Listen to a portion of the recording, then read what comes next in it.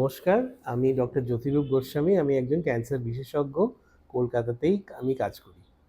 Cervical cancer হলে কি pregnancy সম্ভব? সার্ভাইকাল ক্যান্সার অর্থাৎ জরায়ু মুখের ক্যান্সার,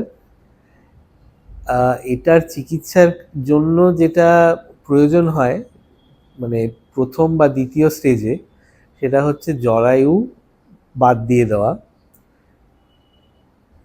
প্রথম বা দ্বিতীয় স্টেজে তো বটেই, কিন্তু আরও অ্যাডভান্স স্টেজেও রেডিয়েশন ব্যবহার করা যেতে পারে।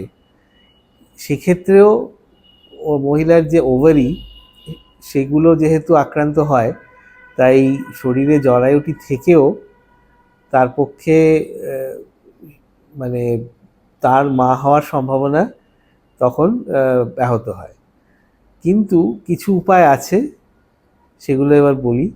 এক হচ্ছে যে খুব আর্লি স্টেজ যদি ক্যান্সার হয়, তাহলে ট্র্যাকেলেক্টমি বলে একটি অপারেশন সম্ভব।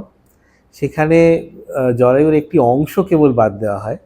তো সেই ক্ষেত্রে কিন্তু বাকি জরায়ু যেহেতু রয়েছে এবং ওভারিও রয়েছে, তো ভবিষ্যতে মা হতে তিনি পারেন।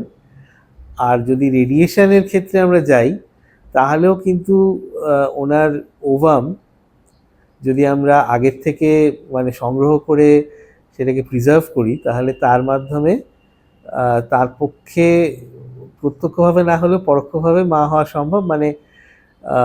ইন ভিট্রো ফার্টিলাইজেশন যেটা বলা হয়, বা টেস্ট টিউব বেবি।